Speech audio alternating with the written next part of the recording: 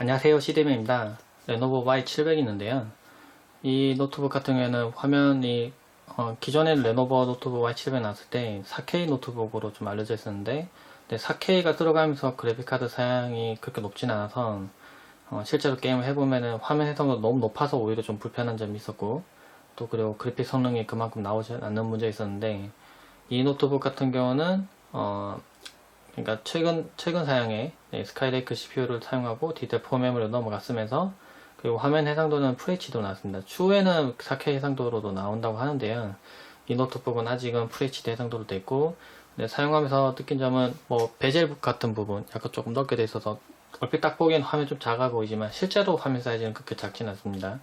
그리고 보면은 좀 특이하게 이쪽 부분이 이렇게 비어 있죠. 손가락이 들어가는데 이 힌지 부분이 이게 좀 특이하게 생겼고 본체 모양이 특이하게 생겨서 얼핏 멀리서 봐도 이 노트북인 걸 바로 알아볼 수 있도록 그런 디자인으로 되어 있습니다.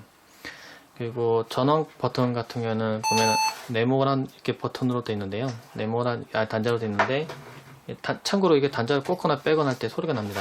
네. 이게 빠졌다고 경고를 알려주는 건데요. 왼쪽 부분을 먼저 좀 살펴보면은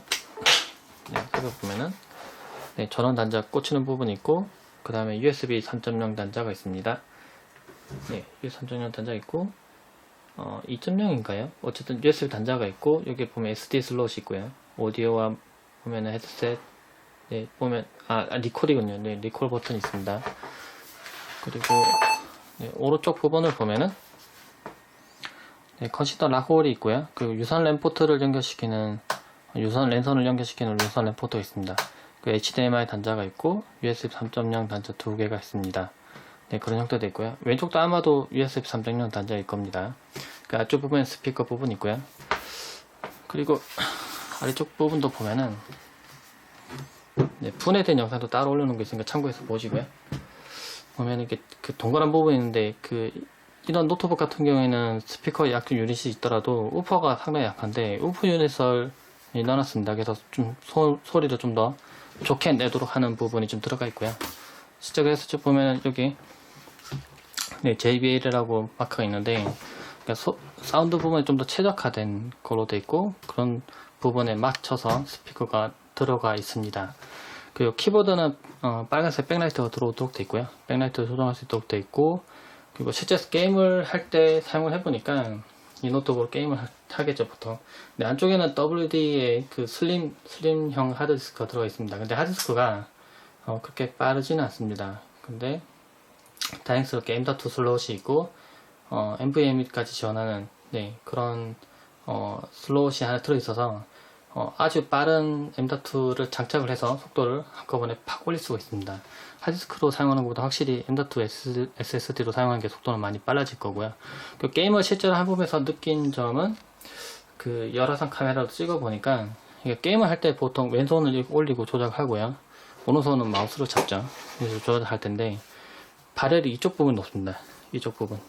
네, 이쪽 부분이 이렇게 높고요. 이쪽 보면 히터 파이프 지나가는 부분이기도 해서 이쪽 부분이 발이 높고, 이쪽 부분은 손이 올려지는 부분도 마찬가지고 이 윗부분도 마찬가지고 열이 낮습니다. 이 부분이 열이 낮아서 실제 게임할 때는 열이 별로 안 나네라는 느낌이 들 정도로 이쪽 부분이 열이 낮았습니다. 전체적으로. 그래서 게임을 하기에는 뭐 적당한 배열을 잘 맞춘, 왜냐면 어차피 게임 하면은 발열은 높아질 수밖에 없습니다. 그 부분을 해소를 해야 되는데 배열을 바꿔서 이쪽 부분이 열이 나고 이쪽 부분이 열이 안 나도록 설계를 해서 게임을 하는 사용자가 뭐 불편함을 느끼지 않도록 그런 식으로 잘 설계가 되어 있었습니다. 그러니까 키보드 백라이트 들어오는 좀 마음에 들고, 그리고 전원 버튼 지금 따로 빠져 있는데요. 들어오면 이렇게 흰색 이렇게 띠 같은 게 이렇게 보여서 이렇게 전원 버튼이면 바로 알아볼 수 있도록 되어 있는데요.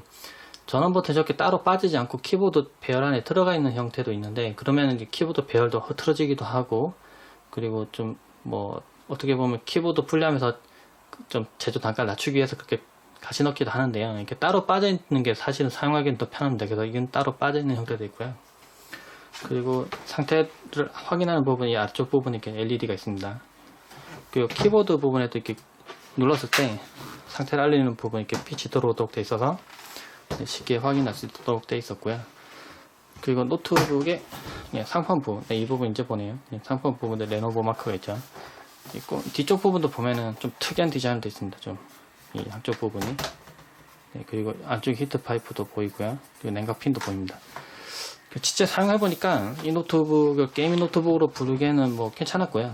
근데 좀 아쉬운 게 하드디스크가 들어있는 점 때문에 성능이 조금 안 나오는데, 근데 대부분의 사용자가 이거를 사용해서 처음에 하드디스크를 사용하지는 않을 것 같습니다. M.2를 장착해서 마이그레이션 해서 사용하시면 속도 훨씬 더 빠르게 즐길 수가 있고요. 게임할 때 하드디스크를 써도 뭐 그렇게 느리지 않다고 생각할지 모르겠는데, 처음에 로딩할 때 속도가 조금 더 걸립니다. 그러니까 네, 제가 해보니까 GTA5도 마찬가지고 배틀필드 4도 마찬가지고, 진짜 게임을 해보니까 로딩할 때 좀 시간이 걸려서 다른 사람들은 먼저 시작해서 출발하고 있는데 이게 좀 로딩이 좀 늦는 부분이 있더라고요. 근데 대부분 다 전적으로 하드디스크가 조금 느려서 그런 부분이고요. 실제로는 그런 부분만 커버를 하면은 상당히 게이밍 노트북이라 부르기도 손색도 없고 상당히 저렴하면서도 빠른 노트북이기 때문에 괜찮은 것 같습니다. 그 합판 부분 분리해서 이게 그 M.2 SSD를 장착하는 부분에 대해서 설명은 따로 영상 올라왔으니까 그것도 참고해서 보시면 될 것 같습니다. 간단하게 Y700에 대해서 한번 살펴봤습니다. 네, 이상입니다.